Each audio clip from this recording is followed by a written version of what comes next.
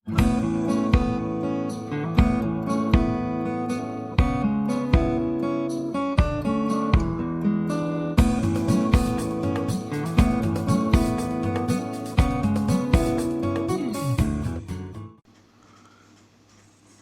പ്രിയപ്പെട്ടവർക്കും ട്രേഡർ സ്ട്രീറ്റിൻ്റെ പുതിയൊരു വീഡിയോയിലേക്ക് സ്വാഗതം. ഇന്ന് നിഫ്റ്റി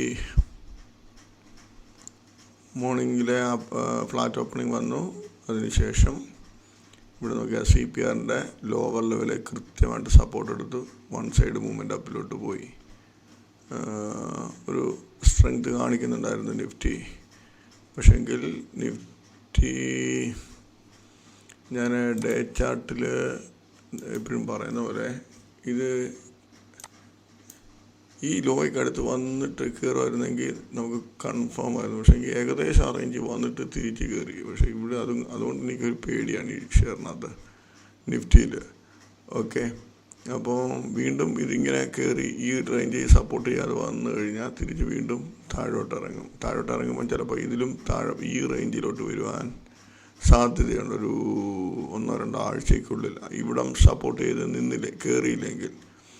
അപ്പോൾ നാളെ ചിലപ്പോൾ ഈ റേഞ്ചിന് മുകളിലോട്ട് പോയിട്ട് ഇറങ്ങി വരുവാണെങ്കിൽ ഈ റേഞ്ചിനുള്ളിൽ എവിടെ കിട്ടിയാലും, അതായത് 23,000 നോർമൽ ഇതിന് താഴെ അടിച്ചിട്ട് കയറുവാണെങ്കിൽ കയറാൻ ചാൻസ് കൂടുതലാണ്. ഇപ്പോൾ 2 ദിവസമായിട്ട് നല്ല രീതിയിൽ കയറിയിട്ടുണ്ട്. പക്ഷേങ്കിൽ പെട്ടെന്നൊരു ഹെവി മൂവ്മെൻറ്റ് വന്നാൽ ഈ ഒരു റേഞ്ച് വരാനാണ് ചാൻസ് കൂടുതൽ. 23,100 അതല്ലെങ്കിൽ 23,000 താഴെ ചിലപ്പോൾ ഒരു പ്രാവശ്യം പോയെന്നിരിക്കും. ഇവിടെ ഇങ്ങനെ കുറേ ദിവസം ഇങ്ങനെ ട്രേഡിങ് നടന്ന് തിരിച്ചിറങ്ങുകയാണെങ്കിൽ 23,000 താഴെ ഒരു പ്രാവശ്യം പോയെന്നിരിക്കും. പക്ഷേ അതൊരു ബൈയിങ് റേഞ്ചാണ്. അതല്ല ഇപ്പോൾ കണ്ടിന്യൂസ് മാർക്കറ്റ് മുകളിലോട്ടാണെങ്കിൽ നമുക്ക് സെല്ലിങ് ചാൻസ് വരുന്നത് ഈ റേഞ്ചിൽ തന്നെ വീണ്ടും നമുക്ക് സെല്ലിങ് ചാൻസ് വരും 24,700 റേഞ്ചിൽ. അപ്പോൾ ആ കാര്യം ശ്രദ്ധിക്കുക. ബാങ്ക് നിഫ്റ്റി ആണെങ്കിലും ഒരു പ്രാവശ്യം ഞാൻ പറയുന്ന പോലെ 50 താഴെ ഒരു പ്രാവശ്യം ട്രേഡായിട്ട് കയറുവാണെങ്കിൽ നല്ലതാണ്. അതല്ല ഇവിടെ ഇങ്ങനെ സൈഡ് വേസ് മൂവ്മെൻറ്റ്, ഒരു ചെറിയ പോസിറ്റീവ് മൂവ്മെൻറ്റ് കാണിച്ചാൽ പോലും ഈ 52,000 ഒക്കെ റേഞ്ച് വന്നിട്ട് തിരിച്ചിറങ്ങാൻ ചാൻസ് കൂടുതലാണ്. മൊത്തത്തിൽ മാർക്കറ്റ് ഒരു വീക്ക്നെസ് ഉണ്ട്. പക്ഷേ എങ്കിലൊരു ഇപ്പോഴത്തെ ഒരു നല്ലൊരു ഡൗൺ ട്രെൻഡ് വന്നതിന് ശേഷമുള്ളൊരു ചെറിയ മൂവ്മെൻറ്റ് കിട്ടും. അത് നമ്മൾ യൂസ് ചെയ്യുക.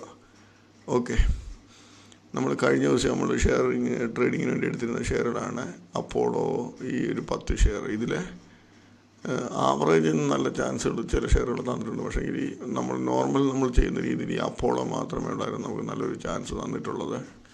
അതിനകത്ത് പിന്നെ വലിയ കൂടുതൽ പ്രോഫിറ്റ് കിട്ടും ആ രീതിയിലൊന്നും ട്രേഡ് വന്നില്ല. ഡെയിലി ചാർട്ട് നോക്കുക, 5 മിനിറ്റ്സ് ചാർട്ട് നോക്കുക, നമുക്കറിയാം. ഇവിടെ ഓപ്പണിങ്ങിൽ R1 അവിടുന്ന് 119.70 എന്നത് 117 വരെ വന്നു. അതുപോലെ അതിന് ശേഷം R2 ഹൈ കട്ട് ചെയ്തു.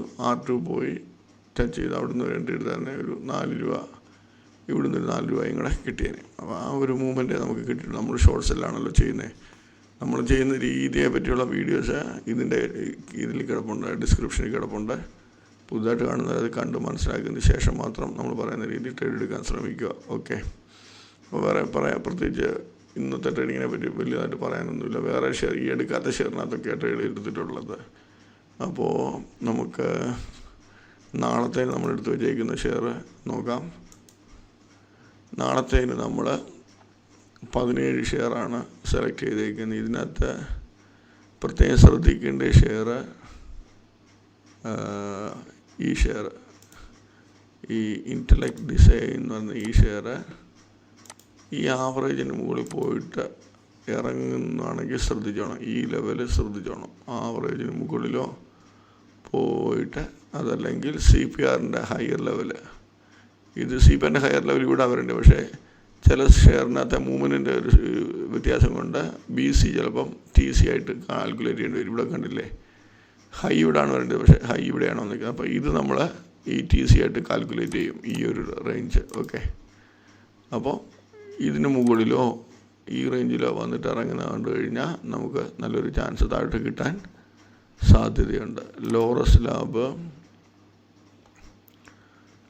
ലാബ് മൂവ്മെൻ്റ് ഇല്ലായിരുന്നു. പക്ഷേ എങ്കിൽ അതൊരു ചത്ത മൂവ്മെൻ്റ് ഇത് കാണിച്ചു. പക്ഷേ അതിനകത്ത് നാളെ കാണാം ഈ ലെവലുകൾ വന്നിട്ട് R1 R2 വന്നിട്ട് ഇറങ്ങുന്നണ്ട നല്ലൊരു ചാൻസ് കിട്ടാൻ സാധ്യതയുണ്ട് ഈ ഷെയറിനകത്ത്. ഗോ ഡിജിറ്റ് ഈ ആവറേജ് ശ്രദ്ധിക്കുക. ആവറേജിന് മുകളിൽ ട്രേഡായിട്ട് തിരിച്ചിറങ്ങിയാൽ നമുക്ക് സെല്ലിങ് ചാൻസ് എടുക്കാം. ബ്ലൂ സ്റ്റാർ കോർപ്പറേഷനും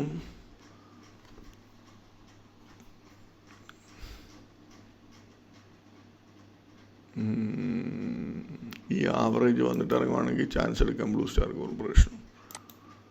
നോക്കുക, ഓപ്പണിങ് ഡൗൺ ആയിരിക്കും ചിലപ്പോൾ. ഡൗൺ ആണെങ്കിൽ നമ്മൾ ചെയ്യരുത്. ഈ ലെവൽ വന്നിട്ട് ഇറങ്ങുവാണെങ്കിൽ മാത്രം ട്രേഡ് എടുക്കുക, അല്ലെങ്കിൽ വിട്ടേക്കുക.